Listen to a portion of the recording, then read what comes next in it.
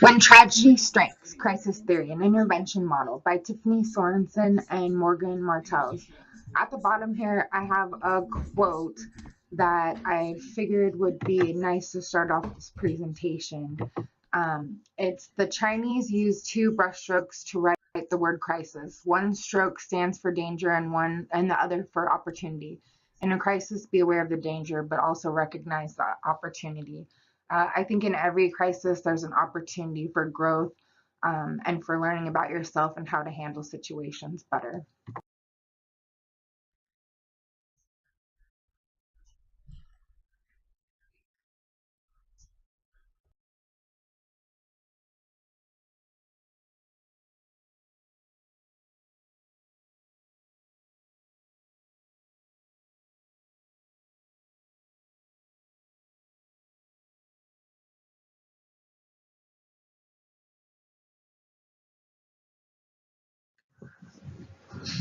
I guess the beginnings of crisis theory was an opportunity as well as of using crisis as an opportunity to help others and to formulate ideas on how to manage crises.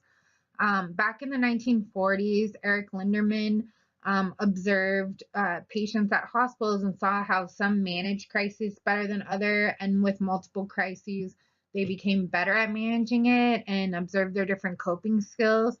And his research, a lot of it came through the Coconut Grove nightclub fires, where over 400 people were either seriously injured or died in these fires. And Lindemann used this as an opportunity to better understand crises and how to help people get back to their baseline.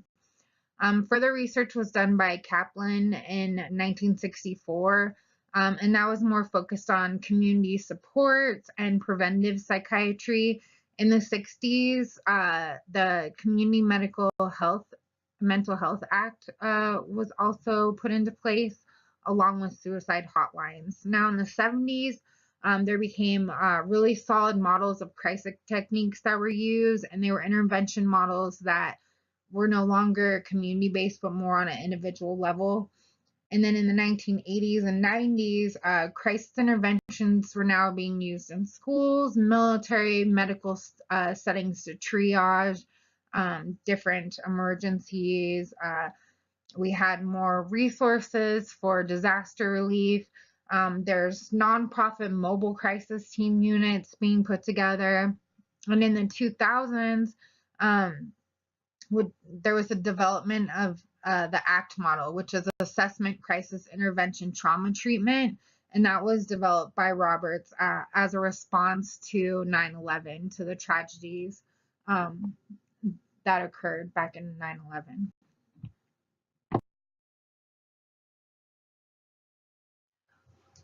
This next slide is the ACT model, and it was developed after 9/11. It's assess, appraise of the immediate medical needs, threats to self or others, damage of properties. This is where you're going to want to do biopsychosocial assessments, trauma and crisis assessments. Next, you're going to want to connect the individuals or the community to supports, such as support groups, disaster relief. You're going to use coping skills and the client's strengths in this intervention. And the T of the model is traumatic stress reduction and PTSD disorder. That's going to be trauma treatment plans and recovery strategies.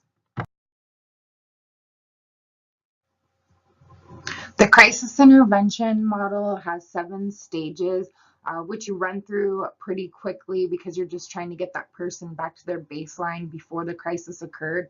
The first thing you're going to want to do is plan and conduct a crisis and biopsychosocial assessment. That's going to include assessing lethality, different questions associated with, do they have a plan to hurt themselves? Is there going to be further property damage? You want to establish a rapport and do that somewhat rapidly, have a collaborative relationship going on so that you can move towards step 3, which is identify dimensions of presenting problems, such as, was it the last straw that after years of abuse that this has turned into a crisis, or was it an actual crisis like a death of a loved one, an accident that occurred. Step 4 is going to be exploring emotions and feelings, and the social worker is going to use active listening skills and validate what the client's feeling in this stage. Stage 5 is generate and explore alternatives, such as, or do they have some resources that they haven't thought about using yet? Some coping skills like grounding techniques, meditation. Step 6 is going to be develop and formulate the action plan. And step 7 is we're going to follow up with the plan and agreement and either discharge services or decide if you need services for a bit longer to get back to baseline.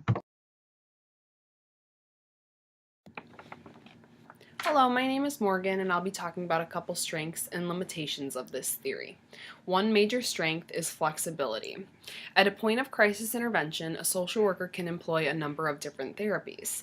The social worker is able to assess the situation and use therapies such as cognitive behavioral therapy or solution-focused, whatever they think best fits the client's needs.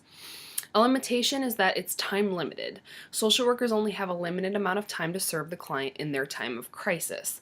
As our book states, if a problem extends beyond a 4 to 6 week time frame, a referral to other services may be in order.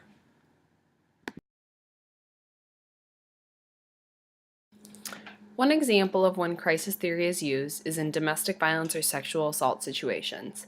I can speak from experience here because I have run a 24-hour hotline for domestic violence victims and sexual assault victims. I've had to assess situations and provide crisis intervention in only minutes. Another example of when crisis theory may be used is for emergency responders, such as police officers, firefighters, EMTs. A journal article that I read described the unique use of social workers as a crisis response team in municipal fire departments in Arizona. Using principles of crisis intervention and trauma theory, social workers and social work students placed in these agencies benefited both firefighters and community members served by the fire department. Not only were community members being used for this crisis response team, but also for the police officers and firefighters and EMTs responding to these crisis situations.